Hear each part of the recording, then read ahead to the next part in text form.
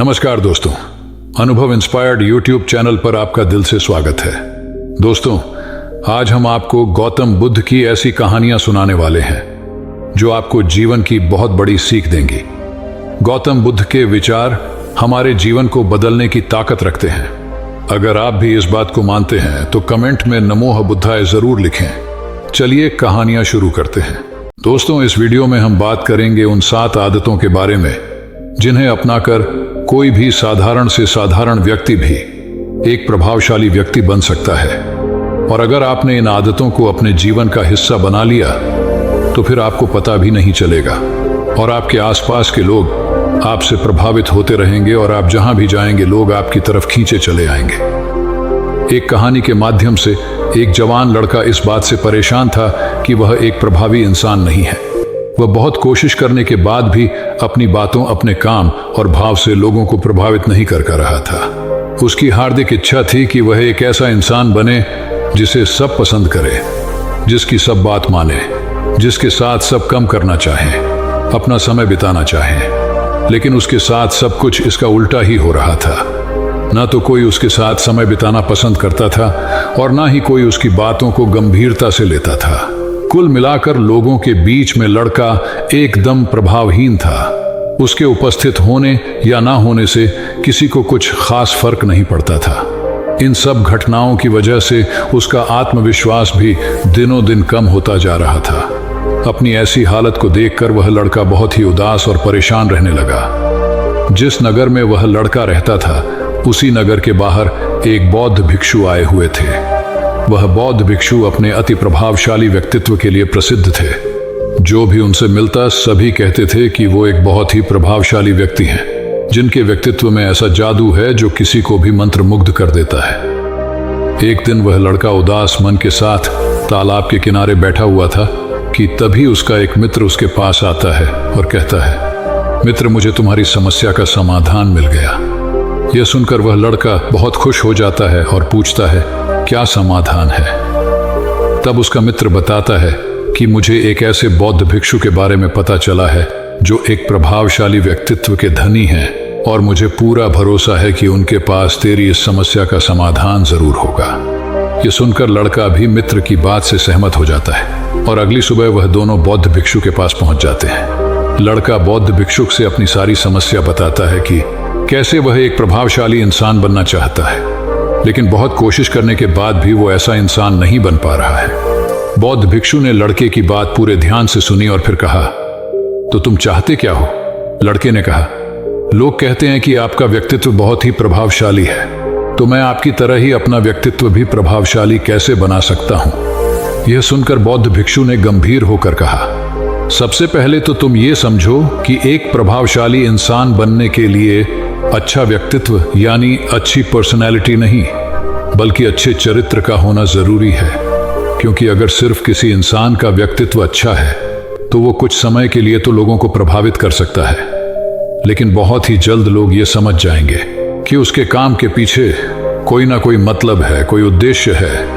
लेकिन अगर तुम्हारा चरित्र अच्छा है तो यह जीवन भर तुम्हारे साथ रहता है और तुम अपने आसपास के लोगों को प्रभावित करते रहते हो और तुम्हें इस बात का पता भी नहीं चलता।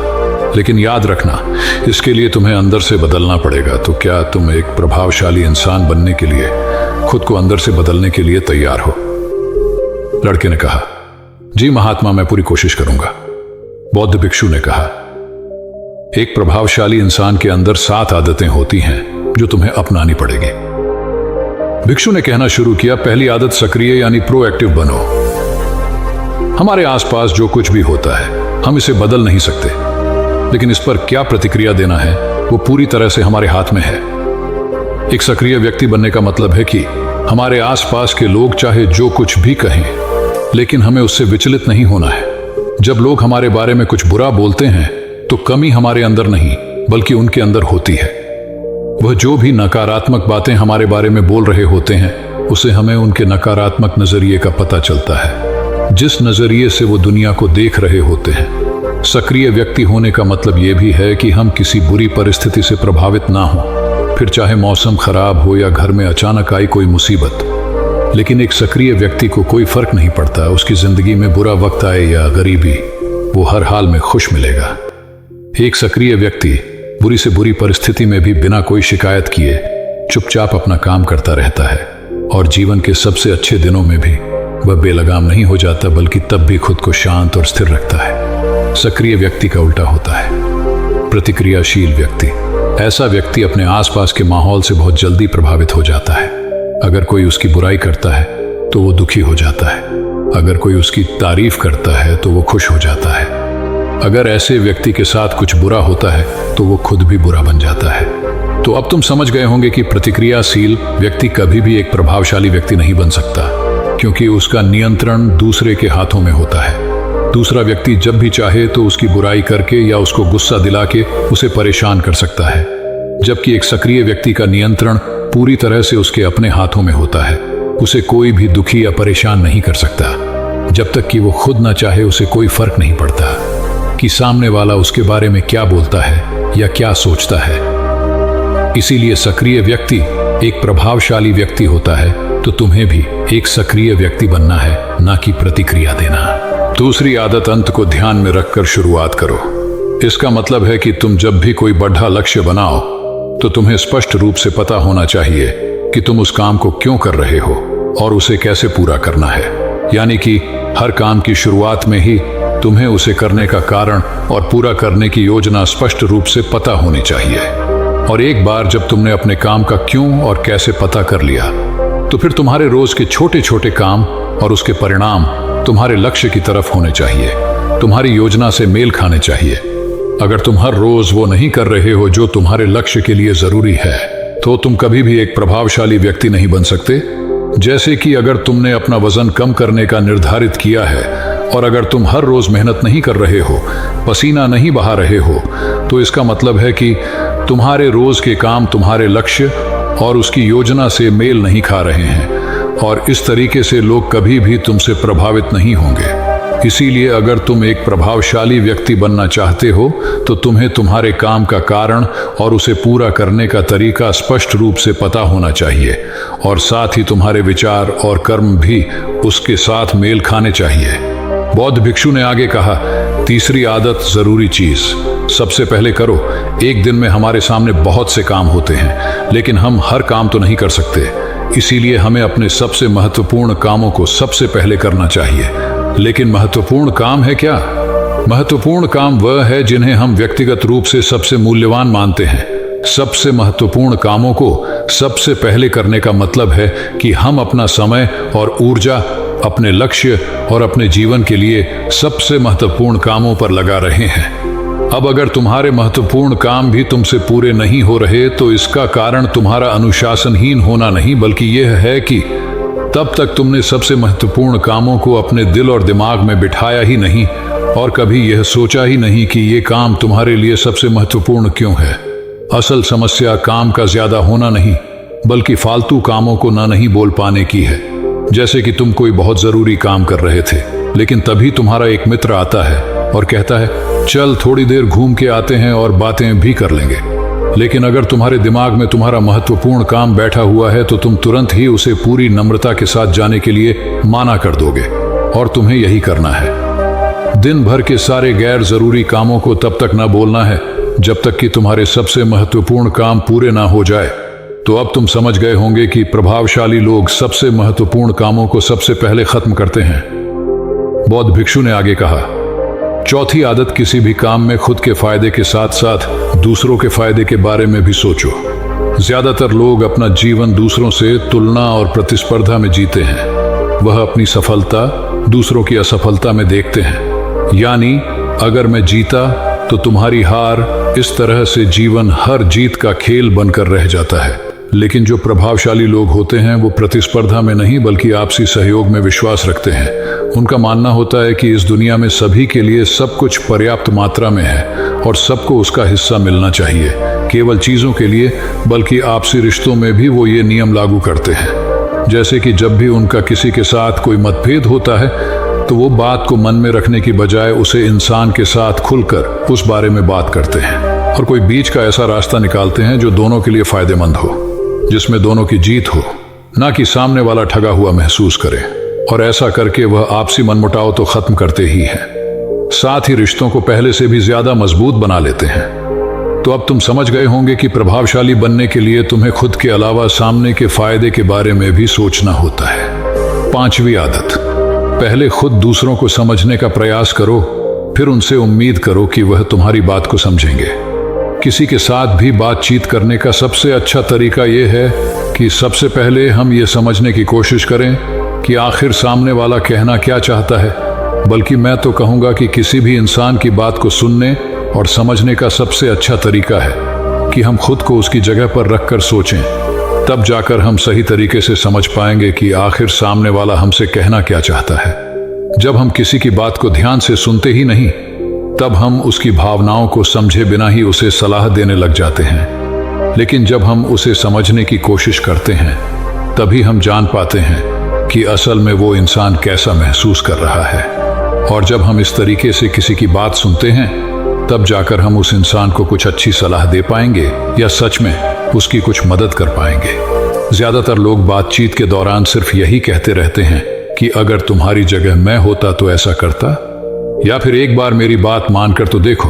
लेकिन वो कभी भी यह समझने का प्रयास नहीं करते कि सामने वाला महसूस क्या कर रहा है। और इसका परिणाम यह होता है कि सामने वाला उन पर कभी भरोसा नहीं करता और फिर ना ही कभी अपनी समस्याएं उनके पास लेके आता है। इसीलिए अगर तुम सच में किसी की मदद करना चाहते हो तो सबसे पहले उन्हें समझने का प्रयास करो।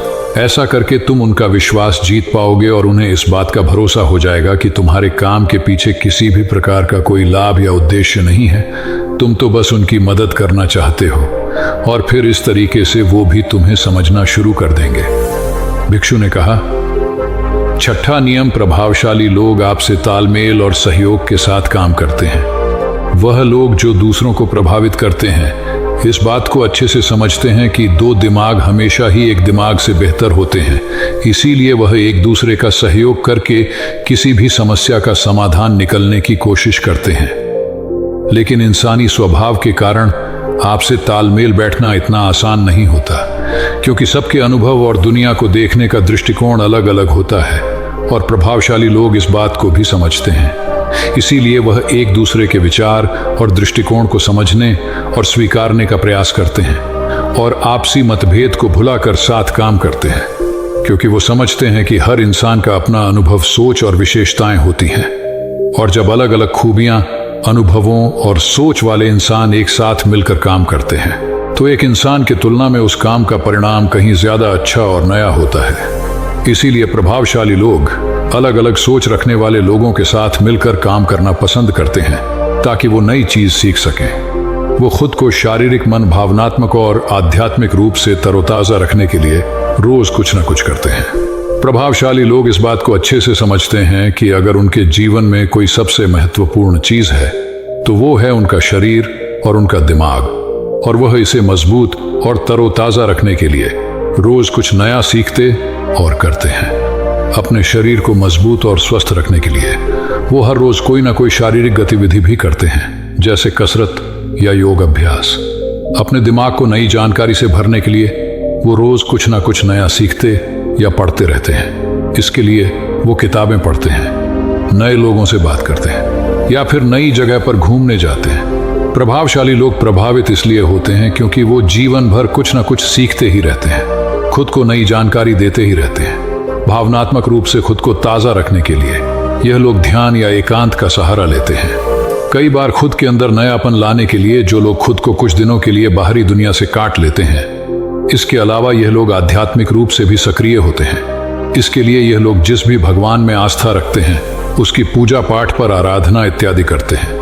साधारण शब्दों में कहे तो प्रभावशाली लोग लगातार खुद में सुधार लाते रहते हैं और अपने शरीर, मन और आत्मा को तरोताजा रखते हैं।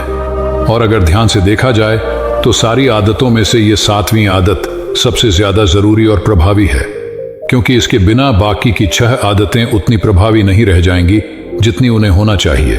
और कोई भी इंसान कितना भी प्रभावशाली क्यों ना हो, लेकिन अगर वो खुद को शारीरिक, मानसिक, भावनात्मक और आध्यात्मिक रूप से तरोताजा नहीं रखता तो धीरे धीरे उसका प्रभाव कम होना शुरू हो जाएगा। तो ये थी एक प्रभावशाली इंसान बनने की 7 आदतें जिन्हें अपनाकर कोई भी इंसान प्रभावशाली बन सकता है।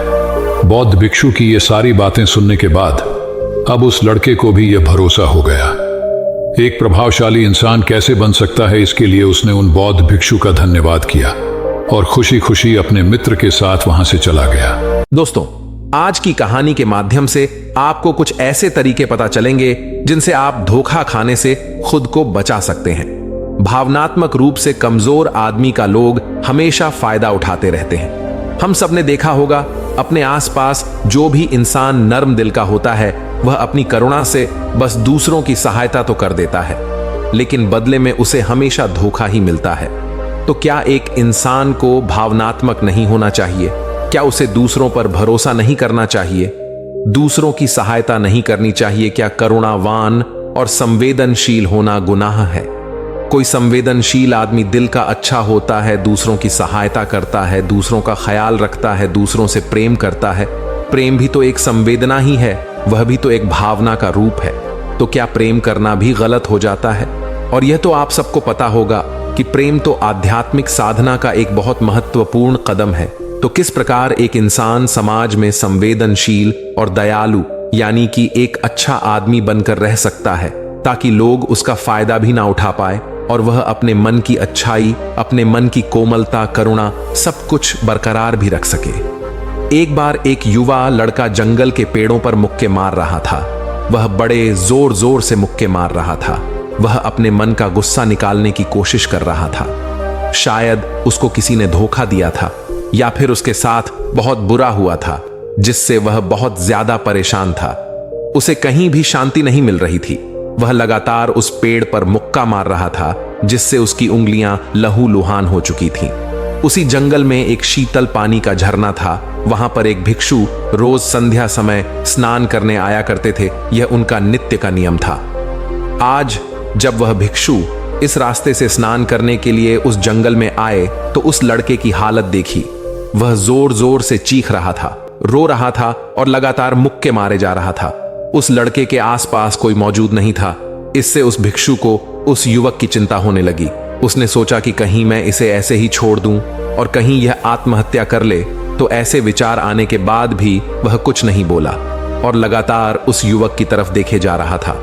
भिक्षु एकदम चुपचाप खड़ा हुआ था। उसने युवक से कुछ नहीं बोला, कुछ नहीं कहा, बस वह उसको लगातार देखता रहा। कुछ देर तक तो उस युवक ने उस भिक्षु को नजरअंदाज किया, लेकिन कुछ देर बाद उसे अजीब सा लगने लगा। उसने सोचा, ना तो यह मुझे रोक रहा है और ना ही कुछ कह रहा है, यह तो बस मुझे देखे जा रहा है। इसका क्या मतलब है? बड़ा अजीब आदमी है। ऐसे ही विचार उस लड़के के मन में उठने लगे थे। जब कुछ देर बाद भी वह भिक्षु कुछ नहीं बोला तो लड़के ने अचानक से उससे पूछा कि महाशय, आप अपने रास्ते क्यों नहीं चले जाते? आपको क्या मतलब? आप खड़े हुए मुझे देख क्यों रहे हैं? भिक्षु ने बड़े शांत स्वर में कहा कि मैं तुम्हें रोक नहीं रहा हूं, तुमसे कुछ कह नहीं रहा हूं, तो मुझसे तुम्हें क्या परेशानी है? यह सुनकर लड़का जोर से चीख कर बोला, मुझे सबसे परेशानी है। मैं सबसे नफरत करता हूं। यहां पर सब धोखेबाज गद्दार होते हैं। इस दुनिया में कोई किसी का नहीं होता। और इस तरह बोलते बोलते वह फूट फूट कर रोने लगा और रोए जा रहा था और भिक्षु उसे देखे जा रहा था। भिक्षु उसे चुप कराने की कोशिश भी नहीं कर रहा था। यह बात तो उस लड़के को और ज्यादा अजीब लगी। अब रोना छोड़कर उस लड़के ने सीधे खड़े होकर उस भिक्षु से कहा, बड़े अजीब आदमी हो। सामने कोई इंसान रो रहा है, दुखी है, परेशान है और आप उसे चुप भी नहीं कर सकते। आपके मन में बिल्कुल भी संवेद वेदना नहीं है। बड़े अजीब और कठोर हृदय वाले साधु हैं। आपको अपने साधु होने पर खेद होना चाहिए और ऐसे ही ना जाने क्या क्या जली कटी बातें वह युवक उस भिक्षु को सुनाने लगा। कुछ देर बाद जब युवक की सारी भड़ास निकल चुकी थी, तब भिक्षु ने बड़े ही शांत स्वर में कहा कि आज मैं तुम्हें कंधा दे सकता हूं, तुम्हारे आंसू पोंछ सकता हूं, लेकिन इससे तुम्हारी समस्या का समाधान नहीं होगा। कुछ देर के लिए तुम्हारा मन बहल जाएगा, बस उसके बाद वही जिंद, वही लोग जो तुम्हें आज कंधा देने के लिए भी तुम्हारे पास नहीं है। फिर से तुम उसी जिंदगी में लौट जाओगे। कोई तुम्हें धोखा देगा, कोई तुम्हारा फायदा उठाएगा और तुम अपने मन को ऐसे ही तकलीफ पहुंचाते रहोगे।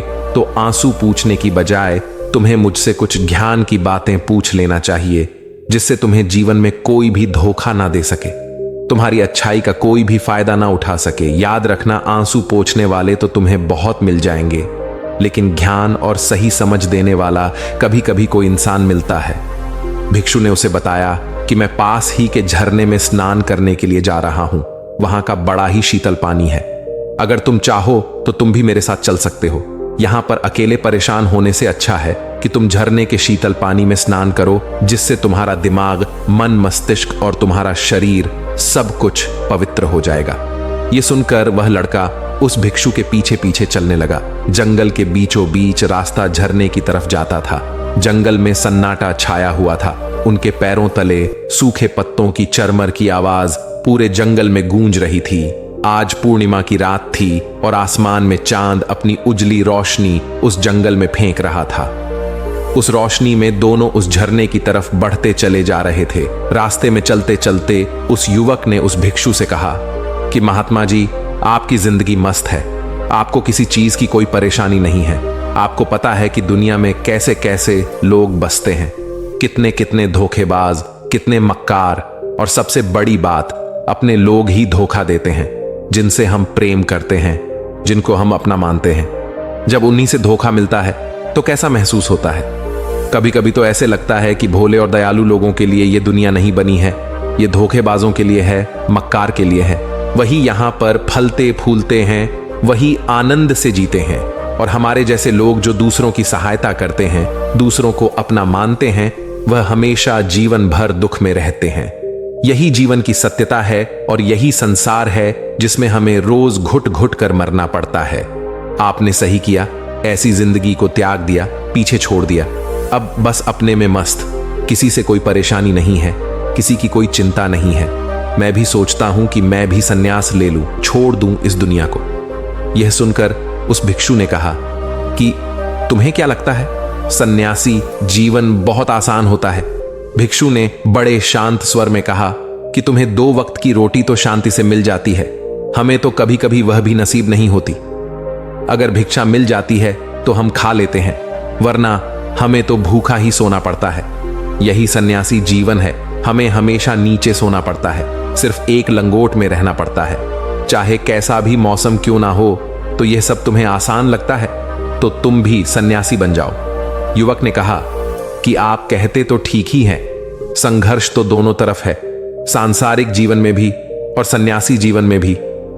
वैसे सांसारिक जीवन भी अच्छा है, लेकिन तब तक जब तक घर परिवार में सुख शांति बनी रहे, धोखा ना मिले, हमारे लोग हमारा फायदा ना उठाएं, हमसे झूठ ना बोले, हमें धोखा ना दे, तब तो जीवन जीने का आनंद होता है, वरना तो जीवन नर्क हो जाता है। भिक्षु ने कहा, देखो, सन्यास अपने मन से लिया जाता है। जब हमारा मन कहता है कि हमें सन्यास के मार्ग पर सफलता हासिल करनी है, आगे बढ़ना है, तो ही सन्यासी जीवन सफल हो पाता है। लेकिन तुम अपने घर से परेशान होकर, दूसरे लोगों से परेशान होकर सन्यासी बनना चाहते हो, तो तुम्हारा सन्यासी जीवन भी कभी सफल नहीं होगा। इससे अच्छा तो तुम सांसारिक जीवन में अगर कुछ तरीके, कुछ नियम अपनाओ, तो दूसरे लोग तुम्हें धोखा नहीं दे पाएंगे। सबसे पहले तो यह समझो कि धोखा उन्हें ही मिलता है जो भावनात्मक रूप से कमजोर होते हैं, जिनका दिल जल्दी पिघल जाता है, जो दूसरों को दुख में नहीं देख पाते। ऐसे लोगों के साथ होने की संभावना ज्यादा होती है, क्योंकि कोई भी आदमी अपनी परेशानी बताकर, अपने को दुख में बताकर तुम्हारा फायदा उठा सकता है। क्या पता वह झूठ बोल रहा हो, वह दुखी होने का अभिनय कर रहा हो, लेकिन आपको तो सच ही लगेगा, और उसके बाद कुछ समय बाद आपको पता चलता है कि आपके साथ धोखा हो गया। उसके बाद आपका मन अंदर से टूट जाता है। इसीलिए सबसे पहली बात ध्यान रखना कि किसी भी व्यक्ति को यह एहसास मत होने दो कि तुम भावनात्मक रूप से कमजोर हो, अंदर से तुम्हारा दिल नर्म है। अगर उन्हें आपकी यह कमजोरी पता चल गई तो वह कोई ना कोई जाल रचकर आपका फायदा उठाने की जरूर कोशिश करेंगे। चाहे आप अंदर से संवेदनशील हो, दूसरों की मदद करने वाले हो, लेकिन किसी को एहसास मत होने दो, ऊपर से कठोर बने रहो। जब लोगों को लगेगा कि इससे कुछ बोलने का फायदा ही नहीं है, यह आदमी कठोर है, नहीं पिघलेगा, तो खुद ब खुद वह उन्हें चुनेंगे जो उनके आसान शिकार होंगे। दूसरी बात समझने की यह होती है कि हम बहुत जल्दी दूसरों पर विश्वास कर लेते हैं, और हमारी जल्दी विश्वास करने की आदत ही हमें हानि पहुंचाती है। 2 दिन तुम्हें किसी से मिले हुए नहीं होते हैं, और तुम एक दूसरे के हो जाते हो, एक दूसरे पर पूरा भरोसा करने लग जाते हो और यह भरोसा तीसरे दिन टूट जाता है और फिर तुम्हें धोखा मिलता है और फिर तुम परेशान होते हो। इसीलिए समय दो। किसी भी चीज को, किसी भी रिश्ते को आगे बढ़ाने के लिए समय की जरूरत होती है।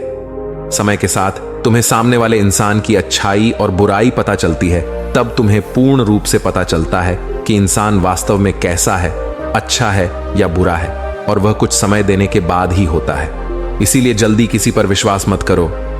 अगली पहचान या अगला तरीका समझने के लिए तुम्हें ऐसे लोगों को समझना होगा जो दूसरों की चापलूसी करते रहते हैं। कुछ लोगों की आदत होती है चापलूसी करने की।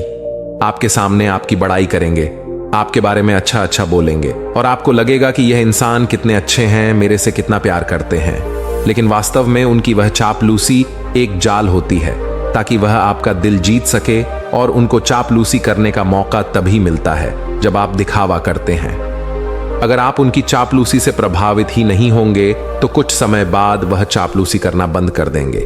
इसीलिए किसी के सामने दिखावा मत करो, वरना आप तो आकर्षण के केंद्र बन जाते हो।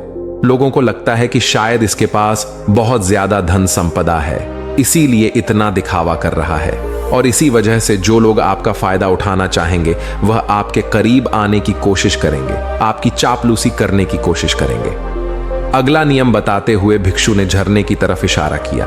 वह झरने के पास पहुंच चुके थे। युवक को भी एहसास हो चुका था, क्योंकि वहां पर ठंडी ठंडी हवा चल रही थी। ढलान की तरफ जाते हुए भिक्षु ने कहा कि सांसारिक जीवन में एक बात समझने की यह होती है कि हम जिसकी सहायता कर रहे हैं, चाहे किसी भी रूप में, धन से, शारीरिक रूप से, या जिस भी अवस्था में हम किसी की सहायता कर रहे हैं, तो हमें यह ख्याल रखना चाहिए कि सामने वाला वापस कभी भविष्य में हमारी सहायता करने योग्य है कि नहीं है। अगर किसी को पैसा उधार दे रहे हो तो यह समझो कि उसके पास आय का कोई साधन है कि नहीं है। कल भविष्य में वह तुम्हें वापस कर पाएगा कि नहीं कर पाएगा। अगर वह नहीं करेगा तो तुम्हें तकलीफ होगी, तुम्हें दुख होगा।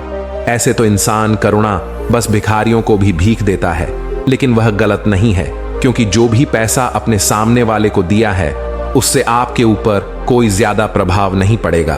अगर वह आपको वापस भी नहीं लौटा पाएगा, तो अगर किसी ऐसे इंसान को पैसा देना है जो कभी वापस नहीं लौटा पाएगा, तो उतना ही देना जिससे तुम्हारे ऊपर ज्यादा दबाव ना बने। अगर वह वापस भी ना लौट पाए तो तुम्हें ज्यादा दुख ना पहुंचे। अब तक वह दोनों झरने पर पहुंच चुके थे। दोनों ने अपने कपड़े उतारे और उस झरने के शीतल पानी में कूद पड़े। पानी बहुत ठंडा था। उन दोनों की सारी थकान, सारी उदासी पल भर में ही दूर हो गई। स्नान कर लेने के बाद दोनों एक पेड़ के नीचे उस झरने के सामने बैठकर बातें करने लगे। भिक्षु ने उसे आगे समझाते हुए कहा कि शुरुआत में लोगों को नजरअंदाज करना सीखो। जब तुम किसी को शुरुआत में नजरअंदाज करते हो तो जो भी लोग किसी लालच की वजह से तुम्हारे पास प्रभावित हो रहे थे, उनकी छटनी हो जाएगी। जब तुम उनको नजरअंदाज करोगे तब कोई एक दो बार लोग तुम्हारे पास आने की कोशिश करेंगे, उसके बाद वह तुमसे दूरियां बना लेंगे, और जो आदमी तुम्हारी इंसानियत, तुम्हारी अच्छाई देखकर तुम्हारे पास आएगा, वह नजरअंदाज करने के बावजूद भी तुम्हारे करीब ही बना रहेगा। और यही तो एक सच्चे इंसान की पहचान होती है, जो हमारे अपने होते हैं। उनसे हम लड़ भी लेते हैं, झगड़ भी लेते हैं, उसके बावजूद भी वह हमारी बातों का बुरा नहीं मानते हैं। चाहे थोड़े समय के लिए वह हमसे नाराज रहें, लेकिन कुछ समय बाद फिर से हम एक हो जाते हैं। और यही तो घर परिवार का मतलब होता है, यही तो अपनों का मतलब होता है। इसीलिए शुरुआत में अनजान लोगों को नजरअंदाज करना सीखो, इग्नोर करना सीखो, ताकि धोखेबाज मक्कार लोग तुम्हारे करीब ही ना आ पाए। अपने इस वार्तालाप को खत्म करते हुए भिक्षु ने अपनी आखिरी बात बताते हुए कहा कि यह आखिरी सीख सबसे ज्यादा महत्वपूर्ण है। सब कुछ होने के बाद भी तुम्हें धोखे मिल सकते हैं, लेकिन तुम अगर अपने आंख और कान और अपना दिमाग खोल कर रखते हो, अगर तुम होश में रहोगे, ध्यान करोगे, तो तुम्हें इंसान की आंखें देखते ही समझ में आ जाएगा कि उसे तुमसे क्या चाहिए। तुम उसकी इच्छा और उसका स्वभाव उसकी आंखों में ही पढ़ सकते हो। लोगों की आंखों में, उनकी वाणी में, उनके स्वभाव में उनका सब कुछ दिखाई देता है। बस हम ही अपनी आंखें मूंद कर रहते हैं। दूसरे लोगों से जानो, उसके रिश्तेदारों से जानो, उसके परिवार वालों से जानो कि वह इंसान कैसा है, दूसरों के साथ उसका व्यवहार कैसा है। उसकी पड़ताल करो, जब किसी पर विश्वास करो, ऐसे ही किसी पर विश्वास मत कर लेना, अपनी पूरी संतुष्टि करना। अगर तुम किसी के साथ लंबे समय तक भरोसा करना चाहते हो, किसी के साथ कोई संबंध बनाना चाहते हो, कोई दोस्ती करना चाहते हो या किसी की मदद करना चाहते हो, तो इन सभी परिस्थितियों में तुम्हें यह जरूर पता होना चाहिए कि दूसरे लोग उस इंसान के बारे में क्या सोच रखते हैं। इसके बाद तुम जीवन में कभी भी धोखा नहीं खाओगे और तुम्हें कभी भी धोखे की वजह से पछताना नहीं पड़ेगा। इसी तरह की बातें करते हुए भिक्षु और वह लड़का दोनों जंगल से बाहर आ गए, अपने अपने घर को चले गए। दोस्तों, कभी भी किसी पर भी भरोसा करने से पहले उसके बारे में अच्छे से समझो, जानो, समय दो, फिर भरोसा करो। एक बार गौतम बुद्ध अपने शिष्यों के साथ एक सभा में बैठे हुए थे। उस सभा में बुद्ध के चाहने वालों से ज्यादा उनके विरोधी थे। सभा का आयोजन राजा के महल में हुआ था, इसीलिए राजा के सभी मुख्य लोग उस सभा में उपस्थित हुए थे। वो बुद्ध सभा में जाने से पहले जानते थे आज की सभा में उनके विरुद्ध कोई ना कोई षड्यंत्र अवश्य रखा जाएगा। अब सभा में जाने से गौतम बुद्ध का शिष्य आनंद पहले ही बुद्ध को सभा में जाने से मना करता है कि आपको सभा में नहीं जाना चाहिए, कि वहां के लोग आपके साथ दुर्व्यवहार करेंगे। ना जाने वह आपके विरुद्ध कोई षड्यंत्र रच रखा होगा, लेकिन गौतम बुद्ध अपने करुणा की वजह से अपने आप को उस सभा में जाने से नहीं रोक पाए। इस सभा की शुरुआत होते ही बुद्ध के साथ कुछ तीखे प्रश्नों से बुद्ध से ईर्ष्या करने वाले लोगों का यही प्रयास होता है कि बुद्ध से कुछ ऐसा प्रश्न पूछा जाएगा जिसका उत्तर गौतम बुद्ध न दे पाए, परंतु बुद्ध सभी प्रश्नों का उत्तर बड़ी आसानी से दे देते थे। इस सभा में बैठे सभी लोग अपने अपने प्रश्न बुद्ध से पूछ लेते हैं और उन्हें प्रश्नों का उत्तर भी मिल जाता है कि तभी अचानक वहां एक स्त्री आती है और बुद्ध से कहती है कि आप तो ध्यान की बातें करते हैं, ज्ञान की बातें करते हैं और हमेशा सत्य की बातें करते हैं। आप लोगों को सत्य की राह पर चलने की दिशा निर्देश देते हैं, लेकिन आपके भीतर थोड़ी सी भी दया नहीं है कि आपको मुझ अबला की कोई चिंता नहीं है जिसे आपने गर्भवती करके छोड़ दिया है। क्या आपको मेरे पेट में पल रहे बच्चे की कोई फिक्र नहीं? उस स्त्री की बात सुनकर उस सभा में हलचल मच जाता है कि लोग एक दूसरे से बातें करने लगते हैं। उस सभा में बैठे हर एक व्यक्ति खड़ा हो जाता है और कहता है, आज की औरत के सुंदरी के आगे बड़े बड़े ज्ञानी भी अपने घुटने टेक देते हैं, तो फिर यह बुद्ध क्या चीज है? उसी समय कोई और खड़ा होता है और बोलता है कि हमें बुद्ध से यह उम्मीद नहीं थी कि बुद्ध इतना भी नीचे गिर सकता है। इसी तरह सभी के सभी लोग खड़े होकर बुद्ध को भला बुरा कहते हैं कि बिना सत्य को जाने ही कि सत्य क्या है, बुद्ध को भला बुरा कहने लगते हैं। जब सभी लोग अपने मन की भड़ास निकाल लेते हैं, तब राजा कहता है कि बुद्ध, आप अपनी सफाई में क्या कहना चाहोगे? और वह राजा भी बुद्ध से ईर्ष्या करता था। वे चाहते थे कि कैसे भी बुद्ध बदनाम हो जाएगा। यहाँ पर जरूरी बात आपको समझ आना चाहिए, सभा की सारी घटना का बुद्ध पर कोई असर नहीं था और न ही लोगों के शब्दों का बुद्ध पर कोई असर था, और उस स्त्री के झूठे आरोप का बुद्ध पर कोई असर नहीं पड़ा। आप जानते हैं क्यों? क्योंकि बुद्ध ये जानते थे कि वे अपने नजर में सही थे। सूत्र यही है कि चाहे पूरी दुनिया आपके खिलाफ क्यों न हो जाए, अगर आप अपनी नजर में सही है, अगर आप अपने आप को जानते हो कि आप श्रेष्ठ के साथ खड़े हो, तो आपका कोई भी कुछ बिगाड़ नहीं सकता है। इस सभा के सभी लोग हैरानी में थे कि यहां तक कि बुद्ध के कुछ शिष्यों में भी संदेह आ गया था, लेकिन बुद्ध जानते थे कि वह क्या है, इसलिए उनके चेहरे पर थोड़ा सा भी बदलाव नहीं था। राजा बुद्ध से कहते हैं कि क्या आप अपनी सफाई में कुछ कहना चाहेंगे? बुद्ध उस स्त्री कहते हैं, पुत्री, इस पूरे ब्रह्मांड में केवल दो ही लोग इस सत्य को जानते हैं कि तुम सत्य कह रही हो या असत्य। इससे पहले कि बुद्ध कुछ कहते, वह स्त्री बुद्ध से अपनी नजरें चुराने लगी। असत्य का सहारा लेने का कारण है कि अपने भीतर डर का बीज बो रहे हो। अब यह बीज जैसे जैसे वृक्ष बनेगा, वैसे वैसे आपकी समस्या बढ़ती जाएगी। इस सभा का एक व्यक्ति उस स्त्री से कहता है कि तुमने बहुत बड़ी बात कही है कि अगर यह गलत साबित होता है तो तुम जानती हो ना कि तुम्हें क्या सजा दिया जाएगा। उस व्यक्ति की बात सुनकर उस स्त्री के हाथ पैर कांपने लगते हैं और वह तेजी से वहां से दौड़ने लगती है। तेजी से भागने के कारण उस स्त्री ने अपने पेट में जो भी गठरी बांध रखी थी वह जमीन पर गिर जाती है और सच सबके सामने आ जाता है कि उस स्त्री ने अपने पेट पर गठरी इस तरह बांध रखी थी जिससे लग रहा था कि वह स्त्री गर्भवती है। अब राजा उसी समय उस स्त्री को बंदी बनाने का आदेश देता है, लेकिन बुद्ध के कहने पर उस स्त्री को क्षमा कर दिया जाता है। अपना ख्याल रखिए और खुश रहिए। धन्यवाद। दोस्तों, अहंकार व्यक्ति को अकेला कर देता है, क्योंकि कोई भी व्यक्ति अहंकारी व्यक्ति के आसपास रहना पसंद नहीं करता है। अहंकार व्यक्ति को गलत रास्ते पर ले जाता है और उसे विनाश की ओर धकेल देता है। अहंकार के कई रूप हैं। यह अभिमान, घमंड के भाव के रूप में प्रकट हो सकता है। अहंकार व्यक्ति के जीवन में कई समस्याएं पैदा करता है। ये उसके रिश्तों को खराब करता है और उसे सफल होने से रोकता है। अहंकारी व्यक्ति अक्सर दूसरों को दुख देता है और वह खुद भी दुखी रहता है। चलिए इसे आज की बौद्ध कहानी के माध्यम से समझते हैं और यह भी जानने का प्रयास करते हैं कि आखिर इसका समाधान क्या है और अपने अहंकार को नियंत्रित करने के लिए हम क्या कर सकते हैं। बहुत समय पहले की बात है। एक छोटा सा राज्य था। उस राज्य में एक व्यापारी रहता था जो बहुत अमीर था, जिसके पास किसी चीज की कोई कमी नहीं थी। उसके पास वह सारी सुख सुविधाएं थीं जो वह चाहता था। उसका एक पुत्र भी था जो अब युवा हो चुका था। उस व्यापारी के पुत्र ने अब तक अपने जीवन में कोई दुख नहीं देखा था। जो भी वह चाहता था वह व्यापारी उसे सब कुछ लाकर दे देता था, जिस कारण उसे अपने जीवन में किसी प्रकार के दुख का अनुभव अब तक नहीं किया था। उस व्यापारी के पुत्र के कई सारे मित्र भी थे। उसके पास अथाह संपत्ति थी, धन दौलत। उसके पास कोई कमी नहीं थी। लेकिन एक दिन अचानक वह व्यापारी बीमार पड़ गया और देखते ही देखते उसकी बीमारी ने उस पर पूरी तरह से पकड़ बना ली थी। वह व्यापारी अपने जीवन की आखिरी सांसें गिन रहा था। अब उस व्यापारी को यह प्रतीत होने लगा था कि वह नहीं बच पाएगा। उसका अंतिम समय आ चुका है। इसीलिए उसने अपने पुत्र को अपने पास बुलाया और उससे कहा, बेटा, तुमने आज तक केवल सुख ही देखा है।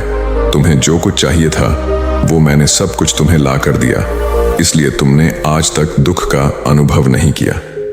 दुख क्या होता है ये तुम्हें पता तक नहीं, और इसी बात की चिंता मुझे खाए जा रही है कि जब तुम्हारे पर दुखों के बादल मंडराने लगे तो तुम सह नहीं पाओगे। इसीलिए आज मैंने तुम्हें यहाँ पर बुलाया है। मैं बस आखिरी समय पर तुमसे यह कहना चाहता हूँ कि तुम सावधान रहना। मेरी मृत्यु के बाद तुम्हारे अपने ही तुम्हारे दुखों का कारण बन जाएंगे।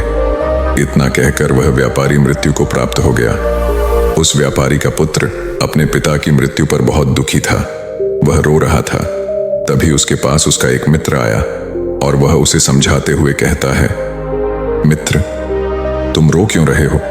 तुम्हारा पिता ही मरा है, लेकिन तुम्हारे पास तो अब भी यह सारी धन दौलत है, ये सारी संपदा है कि सारी संपत्ति तुम्हारी ही तो है। अब तो तुम उन चीजों का भी आनंद ले सकते हो जिनका आनंद तुम अपने पिता के रहते नहीं ले पाए। अपने मित्र की यह बात सुनकर वह बड़ा प्रसन्न हुआ और उसे भी इस बात का एहसास हो चुका था कि उसके पास बहुत संपत्ति है, धन है, दौलत है, जिसकी मदद से वह अपना जीवन खुशी खुशी बिता सकता है। लेकिन इसी धन संपदा के कारण वह बुरी आदतों का शिकार भी हो चुका था। उसे हर प्रकार का नशा करने की आदत लग चुकी थी। जहां उसका मन करता वह वहां चला जाता। जब भी उसका मन करता वह किसी को भी अपने घर बुला लेता, फिर चाहे दिन हो या रात। जो भी उसका मन करता वह खरीद लेता, क्योंकि उसके पास संपत्ति थी। और तो और उसके पिता का सारा व्यापार भी अब उसी के हाथों में था। अब वह बहुत खुश था। वह अपने जीवन को अपनी मर्जी के हिसाब से जी रहा था। एक दिन उसके मन में ख्याल आया कि पिता ने मुझे बेवजह ही डरा दिया कि लोग मेरा फायदा उठाएंगे, मेरे दुश्मन बन जाएंगे, मेरे दुखों का कारण बन जाएंगे। लेकिन अब तो मैं और भी मजे से जी रहा हूँ। मेरे सुख के दिन तो अब आए हैं। मैं आज तक जो नहीं कर पाया था वह सब करने में अब मैं सक्षम हूँ। यह सब सोचकर उसकी खुशी का कोई ठिकाना नहीं था। वह बहुत खुश था। तभी एक दिन उस राज्य में एक बहुत बड़ा अस्पताल का निर्माण हो रहा था और इस अस्पताल के निर्माण के समय पर एक घोषणा करवाई गई कि जो भी इस अस्पताल के लिए सबसे अधिक दान देगा उसका नाम उस अस्पताल के एक पत्थर पर स्वर्ण अक्षरों में लिखा जाएगा। जब उसके मित्र ने यह बात सुनी तो वह दौड़ा दौड़ा उसके पास आया और उसे सारी बात बता दी। तब उस व्यापारी के पुत्र ने यह तय किया कि वह अस्पताल को सबसे बड़ा दान देगा और उसने ऐसा ही किया। और साथ ही यह भी निश्चित हो गया कि उसका नाम उस अस्पताल के एक पत्थर पर स्वर्ण अक्षरों में लिखा जाएगा। लेकिन जब वह दान देकर वापस घर की ओर लौट रहा था तो रास्ते में उसे एक साधु मिले जो भोजन की मांग कर रहे थे। इस पर वह घमंडी व्यापारी का पुत्र कहता है, तुम जैसे लोग केवल 2 वक्त की रोटी के लिए हमेशा चिल्लाते रहते हो। पता नहीं तुम लोग कहां से आ जाते हो, और भगवान तुम लोगों को पैदा ही क्यों करता है। तुम लोग गंध हो, तुम्हें जीने का कोई हक नहीं। केवल अपना पेट भरने के लिए, 2 वक्त की रोटी के लिए तुम किसी के सामने भी झुक जाते हो। यदि झुकना ही है तो उस ईश्वर के सामने झुको, शायद वह तुम्हारी गलतियों को माफ कर दे और तुम्हें एक अच्छा जीवन प्रदान करें। हो सकता है वह तुम्हें भोजन भी दे दे। वह लड़का उन साधु को खरी खोटी सुनाकर वहां से चला गया। धीरे धीरे उस लड़के के पास उसके मित्रों, सहयोगियों और रिश्तेदारों की संख्या बढ़ने लगी। अब हर कोई उससे बिना पूछे कोई काम नहीं करता था। हर चीज में उसी से पूछा जाता था, जिस कारण उस लड़के को लगने लगा था कि अब मेरे बिना कोई काम नहीं हो सकता। जो भी हूं मैं ही हूं। जिस कारण उस लड़के का अहंकार अब 7वें आसमान पर था। सभी लोगों ने उसका मन जीत लिया था। सब लोग उसके विश्वास पात्र बन चुके थे। उस लड़के के पास अपार धन था, जिस कारण सब उससे जुड़े हुए थे। लेकिन यह बात उस लड़के को समझ नहीं आ रही थी। सभी लोग विश्वास के नाम पर अब उस लड़के से धन उधार लेने लगे थे, और वह भी खुशी खुशी लोगों को धन उधार में दे दिया करता था।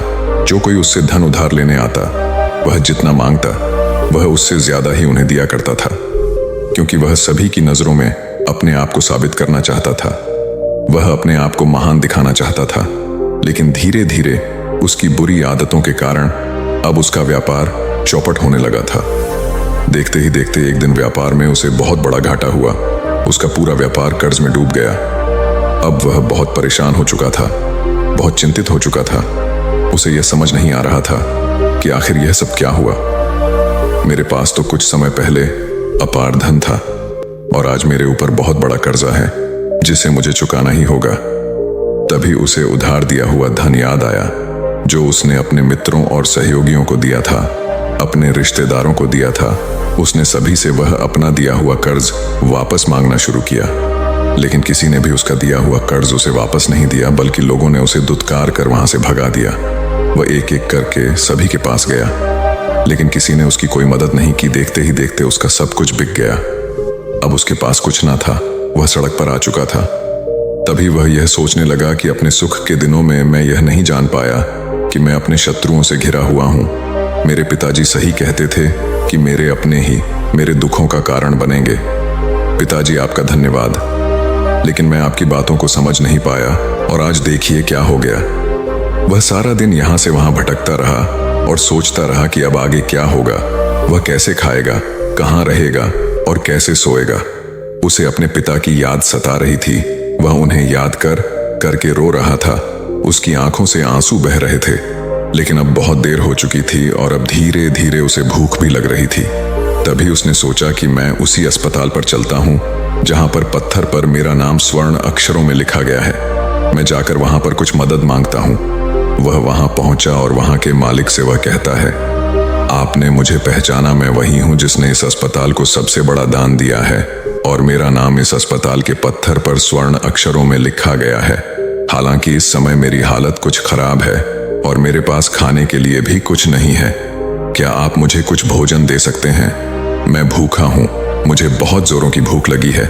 मेरे अपनों ने मुझे धोखा दे दिया है। क्या आप मुझे कुछ भोजन दे सकते हैं? तभी मालिक कहता है, भिखारियों को भोजन इस अस्पताल के बाहर दिया जाता है। अस्पताल के अंदर नहीं जाओ और जाकर बाहर बैठ जाओ।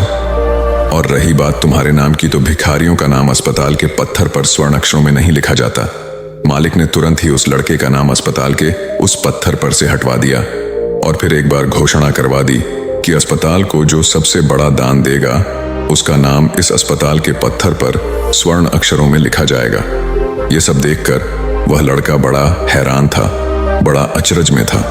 वह मन ही मन रो रहा था और सोच रहा था कि जीवन कितना दुखदाई है। जीवन बहुत छोटा है। अब मैंने जान लिया कि पत्थर पर लिखा हुआ नाम भी मिटाया जा सकता है, और यदि पत्थर पर लिखा हुआ नाम मिटाया जा सकता है तो इस जीवन का क्या मोल है। यह जीवन भी कभी भी समाप्त हो सकता है। उस लड़के को जोरों की भूख लगी थी। वह अस्पताल के बाहर जाकर एक कोने में बैठ गया। लोग आते रहे और भिखारी को कुछ ना कुछ दान देते रहे। लेकिन वह लड़का उसकी हिम्मत ही नहीं हो रही थी कि वह भीख मांग सके और ना ही वह उन भिखारियों में बैठना चाहता था। देखते ही देखते दोपहर से रात का समय हो चुका था, लेकिन अब तक उसे कुछ भी नहीं मिला था। लेकिन उसकी भूख बढ़ती चली जा रही थी और उसे जोरों की भूख लगी थी। पहली बार उसने अपनी भूख को जाना था, अपने पेट की इस आग के बारे में जाना था और इस भूख के कारण वह इतना परेशान हो चुका था कि उसने तय किया कि वह अस्पताल से ही कुछ चुरा लेगा और उसे खाकर अपना पेट भर लेगा। जैसे वह वहां से उठता है तभी वह साधु वहां पर आ जाते हैं जिसे उस लड़के ने बहुत खरी खोटी सुनाई थी। वह साधु उस लड़के के पास आकर कहते हैं, बेटा हम पहले भी मिल चुके हैं। वह साधु भिक्षा से वापस लौट रहे थे। उन्होंने कुछ भोजन उसे देते हुए कहा, यह लो खा लो, तुम्हें जोरों की भूख लगी होगी। मैं तुम्हें जानता हूँ, मैं समझता हूँ कि हालात तुम्हें जबरदस्ती झुकाना चाहते हैं, लेकिन तुम लोगों के सामने झुकना नहीं चाहते। लेकिन अगर तुम लोगों के सामने झुकोगे नहीं तो तुम्हें भोजन भी नहीं मिलेगा। आज तो मैंने तुम्हें भोजन दे दिया है जिससे तुम्हारी भूख मिट जाएगी, लेकिन यह भूख रोज लगेगी, यह पेट की आग कभी नहीं मिटती। इस पर वह लड़का उन साधु से कहता है, जब मेरे पास धन था, दौलत थी, संपत्ति थी, तो मेरे पीछे मेरे मित्रों की, सहयोगियों की, रिश्तेदारों की कतार लगी रहती थी। सभी लोग मेरे शुभ चिंतक थे, लेकिन मेरे ऊपर दुख आते ही वह सब पलट गए। वह सब अब मेरे शत्रु बन चुके हैं। लेकिन तुम जिसे मैंने इतनी खरी खोटी सुनाई थी, वही मेरे दुख में मेरा सहयोगी बना है। तुम मेरे इस दुख में मेरे पहले मित्र हो, मेरे पहले रिश्तेदार हो जिसने मुझ पर दया की है। मैं तो अपने आप को बहुत बड़ा समझता था, लेकिन देखो इस वक्त की मार ने मुझे कहां से कहां पहुंचा दिया। आज मैं इस बात को अच्छी तरह समझ चुका हूं कि धन से बड़ा कोई मित्र नहीं। इतना कहकर उस लड़के ने भोजन किया और उसने पहली बार भोजन के सुख का आनंद उठाया। उसके हाथ कांप रहे थे। वह जल्दी जल्दी उस भोजन को समाप्त करना चाहता था, जल्दी जल्दी उसे चबा लेना चाहता था और उसकी आंखों से झरझर आंसू भी बह रहे थे। उसे ऐसा प्रतीत हो रहा था मानो आज से पहले ऐसा लजीज भोजन उसने आज तक ना किया हो। भोजन करते वक्त जो अनुभव उसे प्राप्त हुआ, ऐसा अनुभव उसे आज तक नहीं मिला था।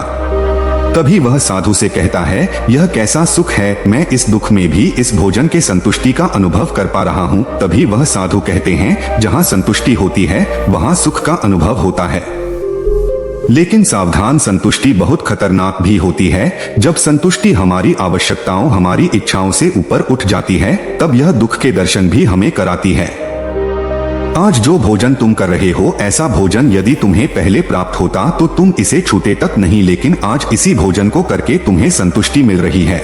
लेकिन जब तुम्हारे पास धन था, दौलत थी, तब तुमने इससे भी अच्छा भोजन किया होगा, लेकिन तब तुम्हें संतुष्टि नहीं मिली होगी, वह सुख प्राप्त नहीं हुआ होगा जो तुम आज अनुभव कर रहे हो। लेकिन सावधान, अगर ऐसा ही भोजन तुम्हें रोज मिलता रहे तो तुम और भी अच्छे भोजन की कामना करने लगोगे और इसी कामना की संतुष्टि के लिए तुम्हारे मन में दुख पैदा होगा।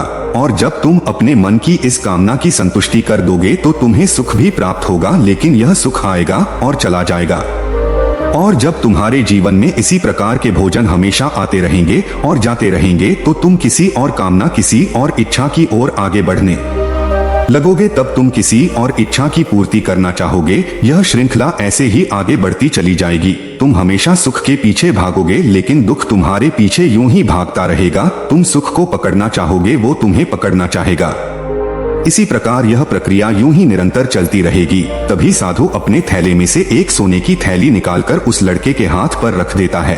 तभी वह लड़का उस साधु से कहता है, हे महाराज, आपके पास इतना धन कहाँ से आया? आप तो एक वैरागी हैं। तभी वह साधु उस लड़के से कहता है कि धन तुम्हारा ही है। उस दिन जब तुम मुझे खरी खोटी सुनाकर अपने घर की ओर आगे बढ़ रहे थे, तभी तुम्हारी जेब से यह सोने के सिक्कों से भरा हुआ थैला नीचे गिर पड़ा और मैंने इसे उठाकर अपने पास रख लिया, यह सोचकर कि जब तुम मुझे मिलोगी तब मैं इसे तुम्हें लौटा दूंगा।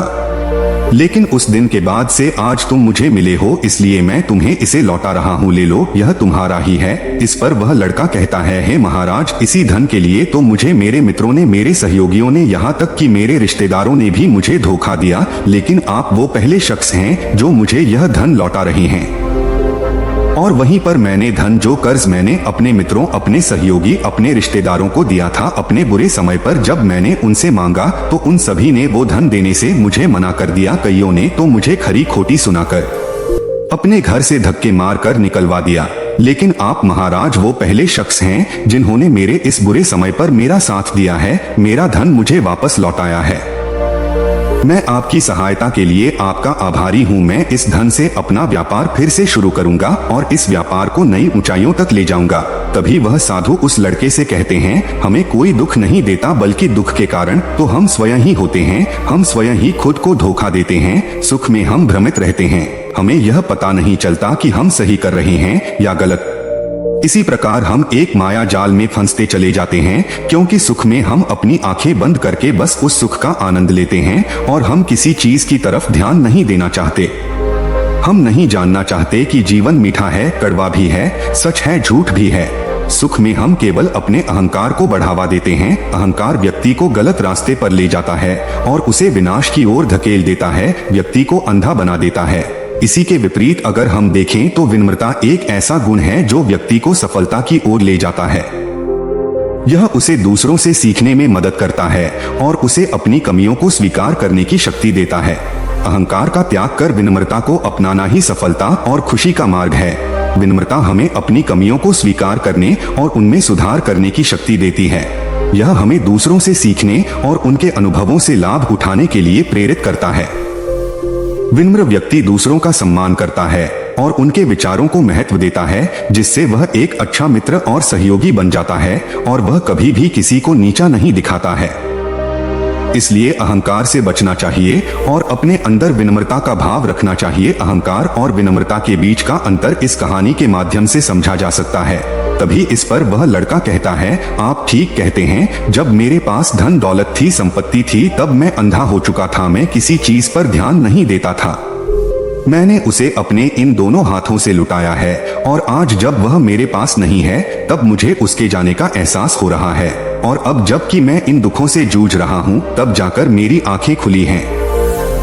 तभी मैं यह भी जान पाया कि कौन मेरे साथ है और कौन मेरे खिलाफ, और यह जो ज्ञान दुख द्वारा मुझे प्राप्त हुआ है, यह ज्ञान मैं हमेशा अपने साथ रखूंगा। अपने सुख में अब से अपनी आंखें खुली रखूंगा। इस कहानी से हमें यह सबक मिलता है कि अहंकार हमें विनाश की ओर ले जाता है, जबकि विनम्रता हमें सफलता और खुशी की ओर ले जाती है। इसलिए हमें हमेशा विनम्र रहना चाहिए और दूसरों से सीखने के लिए तैयार रहना चाहिए।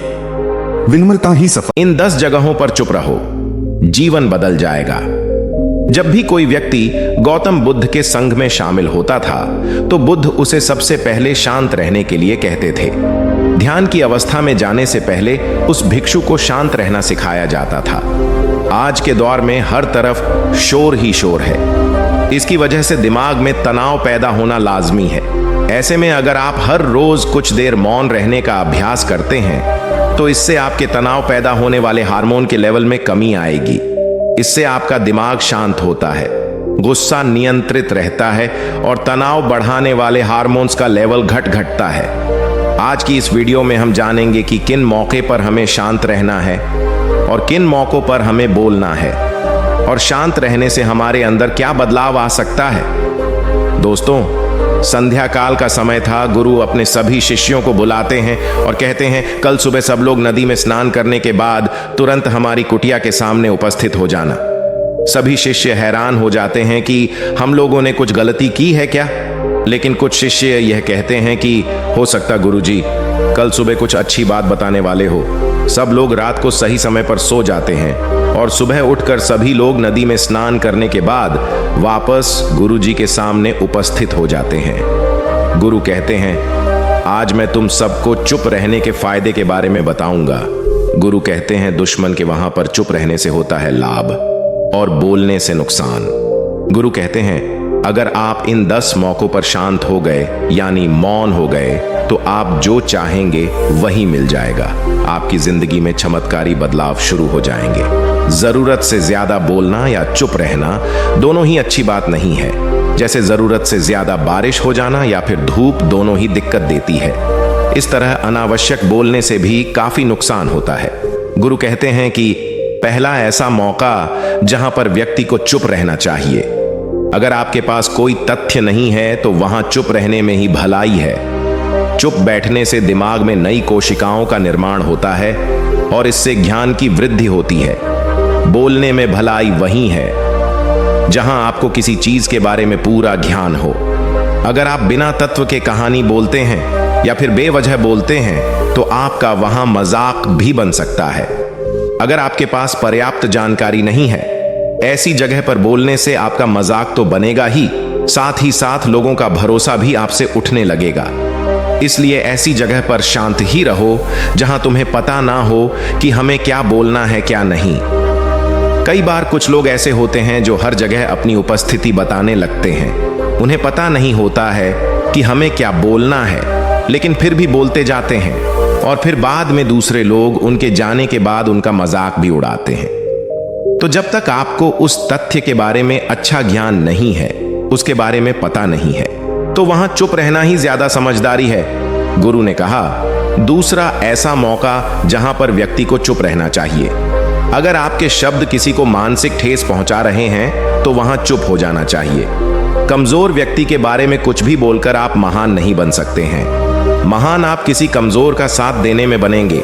कई बार होता है कुछ लोग अपने से छोटे व्यक्ति को भला बुरा कहते रहते हैं। सामने वाला इंसान तो आपसे छोटा है, वो आपको कुछ नहीं बोलेगा, लेकिन आप उसकी नजरों में गिरते चले जाएंगे। हो सकता है कि कल वो भी आपसे पद में बड़ा हो जाए। पद में आपसे जब वह बड़ा हो जाएगा तो आज जो रवैया आपका उसके साथ है, आने वाले समय में वह भी आपके साथ वही कर सकता है। आप किसी को नीचा दिखाकर बड़ा नहीं बन सकते हैं। बड़ा बनना है तो अपने से छोटे लोगों की इज्जत भी करना सीखें और साथ ही साथ बड़े लोगों का भी सम्मान करना चाहिए। लोगों को लगता है कि अगर वह अकड़ कर बोलेंगे और सामने वालों को नीचा दिखाने की कोशिश करेंगे तो वह बड़े बन जाएंगे। तो यह उन सब की भूल है। बड़े होने की बजाय आप उनकी नजरों में गिरते चले जाएंगे। गुरु ने आगे कहा, इसलिए शिष्यों, तुम सब जब भी बोलना आधार भाव से बोलना, ताकि तुम्हारी बात लोगों को अच्छी लगे। बोलने में भाई बहन, माता पिता, मित्र, इस तरह संबोधन शब्दों का इस्तेमाल जरूर करना। इससे तुम्हारी प्रतिष्ठा तो बढ़ेगी, साथ ही साथ लोगों की नजरों में तुम समझदार व्यक्ति बनते जाओगे। गुरु ने आगे कहा, तीसरा मौका जहां पर व्यक्ति को चुप रहने में ही भलाई है, जब कोई अपना या सगा संबंधी आप पर क्रोध कर रहा हो, आपका अपमान कर रहा हो, तो आपको उस वक्त चुप रहना चाहिए ताकि सामने वाले का गुब्बार पूरी तरह से फट जाए। आप यदि सही हैं तो उससे माफी ना मांगे और चुप रहकर ही सही समय का इंतजार करें। वह खुद ही आपसे माफी मांग लेगा जब उसे अपनी गलती का एहसास हो जाएगा। गुरु आगे कहते हैं कि अगर आपका कोई सागा संबंधी आप पर क्रोध कर रहा हो और आप उस समय शांत हैं, तो यह आदर्श सम्मान देने की निशानी होती है। इससे ना कोई छोटा होता है और ना ही बड़ा। अगर आपको क्रोध आ रहा है तो आप या तो वहां से किसी का अनादर किए बिना चले जाएं या फिर चुप रहें। क्रोध करने से आपके रिश्ते खराब होंगे। क्रोध करने से हमेशा क्रोध करने वाले व्यक्ति का ही बुरा होता है। गुरु आगे कहते हैं कि एक बार की बात है, एक सांप जंगल से भागते हुए किसी राजा के अस्त्र घर में पहुंच गया। लोगों ने छेड़खानी की तो वह बहुत ही गुस्सा हो गया, जिससे वह अस्त्र घर में जो तलवार पड़ी हुई थी उसी को लपेटकर कसने लगा और धीरे धीरे उसका पूरा शरीर कट गया। यह गुस्सा उसे खा गया। ठीक इस प्रकार हमारा गुस्सा भी हमारे शरीर को तलवार की तरह काटता रहता है। गुस्सा ध्यान से खत्म होता है। प्रतिदिन अगर आप ध्यान की मुद्रा में बैठते हैं तो आपका गुस्सा आपके नियंत्रण में रहेगा। गुरु आगे कहते हैं, यह तरीका है कि आप प्रतिदिन ध्यान का अभ्यास करें। इससे आपके शरीर में जो हार्मोन्स गुस्से को बढ़ावा देते हैं वह सब तुम्हारे नियंत्रण में रहेंगे, जिससे तुम्हारा शरीर गुस्से पर आसानी से काबू पा लेगा। लेकिन एक तरीका यह भी है कि जब भी आपको गुस्सा आए तो आप यह समझने का प्रयास करो कि क्या मेरा गुस्सा जायज है या नहीं। हमें वहां पर बोलना चाहिए कि नहीं। जब आप खुद इस बात का आकलन लगा पाएंगे तो आपको खुद पता चल जाएगा कि हमें गुस्सा करना चाहिए या नहीं। फिर भी आपको गुस्सा आ रहा है तो आप वहां से हटने का प्रयास करें, वहां से दूर चले जाएं। धीरे धीरे समय के साथ आपका दिमाग शांत हो जाएगा। गुरु ने कहा, चौथा ऐसा मौका जहां पर इंसान को बहुत ही समझदारी के साथ काम लेना चाहिए, वहां पर आपको चुप रहना ही चाहिए। जहां पर उस मुद्दे से आपका कोई संबंध ना हो, अगर आपका किसी मुद्दे से कोई संबंध ना हो तो वहां आपका चुप रहना बनता है। बिना किसी वजह अगर आप दूसरे के मुद्दे पर बोलेंगे तो यह आपके लिए सही नहीं होगा। इसमें केवल और केवल आपका ही नुकसान है। इसलिए किसी भी दो लोगों के बीच हो रहे हैं विवाद में जल्दी अपनी टांग ना अडढ़ाएं। अगर सामने वाला आपको बुला रहा है अपना झगड़ा शांत करवाने के लिए, तो ही आप वहां पर जाइयो। किसी की व्यक्तिगत जिंदगी में दखल अंदाजी नहीं देनी चाहिए जब तक कि वह व्यक्ति आपको नहीं बुला रहा है। अपने झगड़े को शांत करवाने के लिए कुछ लोग फालतू में दूसरे के विवाद में कूद पड़ते हैं। इससे उनकी मान सम्मान मर्यादा पर लोग उंगली उठाने लगते हैं। पांचवा, ऐसा मौका जहां पर व्यक्ति को बहुत ही समझदारी के साथ चुप रहना चाहिए। आपके शब्दों से किसी मित्र को हानि ना पहुंचे। अगर आपके शब्द सामने वाले के परिवार या मित्रों की प्रतिष्ठा के बारे में बुरी झलक दिखा रहे हैं तो वहां आपको चुप रहना चाहिए। किसी के परिवार या फिर मित्र के बारे में बुरा बोलने से केवल आप ही बुरे बनेंगे। जो चीज आसानी से खत्म की जा सकती है उसे अपने शब्दों से बढ़ावा ना दें। बिना चिल्लाए बात करने का प्रयास करते रहना चाहिए। अगर आप बिना चिल्लाए कोई बात नहीं कर सकते तो वहां चुप रहने में ही आपकी भलाई है। किसी पर चिल्लाने से आपके व्यवहार के बारे में पता चलता है। ज्यादा बोलने से चीजें हमेशा खराब ही होती हैं। कई बार कुछ रिश्ते ज्यादा तेज बोलने की वजह से टूट जाते हैं, इसलिए अपनी आवाज में मीठापन लाएं। कभी कभी दोस्तों के साथ जब हम मजाक करते हैं तो ध्यान रहे कि आपके शब्दों से किसी का अनादर ना हो। मजाक को भी हमेशा शब्दों के दायरे में ही रखें। जहां किसी को शब्दों से चोट लगे वहां चुप हो जाना। ज्यादा बोलने से हमेशा नुकसान ही होता है। यदि आपके शब्दों से किसी और की प्रतिष्ठा को ठेस पहुंच रही है तो वहां आपको चुप हो जाना चाहिए। जब कोई व्यक्ति आपके सामने नहीं है तो आप उस व्यक्ति के बारे में बुरे शब्द किसी तीसरे व्यक्ति के सामने ना बोलें। गुरु कहते हैं कि छठा मौका जहां पर व्यक्ति को चुप रहना चाहिए। जब कोई आदमी आपके सामने किसी तीसरे आदमी की बुराई कर रहा हो तब तुम्हें चुप रहकर बस सुनना चाहिए। अपनी राय व्यक्त नहीं करना चाहिए, क्योंकि जो आज आपके सामने किसी तीसरे की बुराई कर रहा है वह कल किसी और के सामने आपकी बुराई भी कर सकता है। यदि आपने कुछ कहा तो नीति शास्त्र के अनुसार जो अपने मुंह को बंद रखता है और बुद्धि से काम करता है वही इंसान समझदार होता है। बिना जरूरत के बोलना, किसी के बारे में किसी के बीच में बोलना, यह गलत बात है। कभी कभी हमारे लिए बुद्धिमानी इसी में होती है कि हमें अपना मुंह ऐसी जगह पर नहीं खोलना चाहिए। सातवां, ऐसा मौका जहां पर व्यक्ति को चुप रहना चाहिए। यदि आपको लग रहा है कि सामने वाला व्यक्ति आपकी भावना या दुख को या आपकी जो परेशानी है उसको समझ नहीं रहा है या समझने का प्रयास ही नहीं कर रहा है या वह आपको ध्यान से सुन ही नहीं रहा है, तो ऐसे व्यक्ति के सामने आप चुप ही रहें, क्योंकि ऐसे लोगों को आपकी भावना या दुख से कोई मतलब नहीं होता है। ऐसे लोगों को अपना राज बताकर आप बाद में पछताएंगे। इसलिए हर किसी को अपने मन की बात नहीं बतानी चाहिए, क्योंकि बाद में आपका मजाक ही बन जाएगा। जब आपको लगे कि सामने वाला आपकी भावनाओं को ठीक तरीके से समझ रहा है, आप जो कह रहे हैं वह ठीक से सुन रहा है, तभी आप उसे अपनी बात कहें। गुरु कहते हैं कि आठवां मौका जहां पर आपको चुप रहना चाहिए, जब कोई इंसान अपना दुख व्यक्त करे। यदि कोई इंसान अपने दुख या परेशानी को आपको बता रहा है तो इसका मतलब यह है कि वह आपको अपना समझ रहा है। ऐसे में तुरंत ही उसे समाधान बताने की बजाय चुप रहकर उसकी समस्या को सुने। उसके दुख या समस्या को किसी और को ना बताएं। वह इसलिए नहीं बता रहा है कि आप उसकी समस्याओं का समाधान कर देंगे, बल्कि वह इसलिए भी बता रहा है कि सामने वाला उसकी बात को समझ रहा है।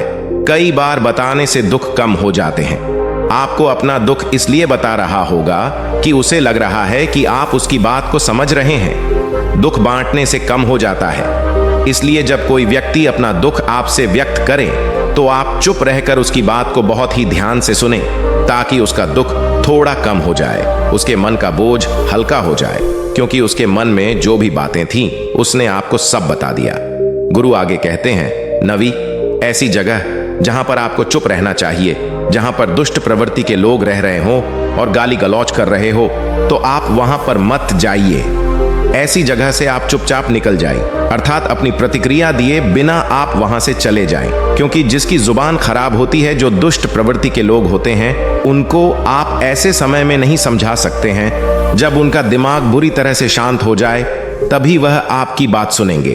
इसलिए जहां पर दुष्ट प्रवृत्ति के लोग हो, आपकी बात को ना मानते हो और ना ही सुनते हो, तो आपको वहां पर नहीं बोलना चाहिए। गुरु कहते हैं कि 10वां ऐसा मौका जहां पर आपको शांत हो जाना चाहिए। अपनी सफलता का राज हर किसी को ना बताएं। कई बार ऐसा होता है कि कुछ लोग जो सफलता को बहुत ही जल्दी अर्जित कर लेते हैं तो वह हर जगह अपनी सफलता का ढिंढोरा पीटने लगते हैं। ऐसे में क्या होता है कि कई लोग आपकी सफलता से खुश नहीं होते हैं। अगर आप अपनी सफलता का जबरदस्ती लोगों में ढिंढोरा पिटवा रहे हैं तो लोगों की नकारात्मक ऊर्जा आपको प्रभावित कर सकती है। जब आप सफल होंगे तो सबको पता चल जाएगा कि आप सफल हो गए हैं। ढिंढोरा पीटने से नुकसान आपका ही होगा। इतना कहकर गुरु ने कहा, शिष्य, आज के लिए बस इतना ही। अगर तुम सब मेरी इन 10 बातों को अपने जीवन में अपना लेते हो तो तुम सब काफी हद तक परेशानियों से बचे रहोगे। यहां से जाने के बाद मेरी यह बातें आपके जीवन में किसी वरदान से कम साबित नहीं होंगी। दोस्तों, मुझे उम्मीद है इस वीडियो से आपको बहुत कुछ सीखने को मिला होगा। इस वीडियो को जरूर शेयर करें और ऐसी ही और वीडियोस देखने के लिए हमारे चैनल को जरूर सब्सक्राइब करें। हमेशा खुश रहिए। धन्यवाद।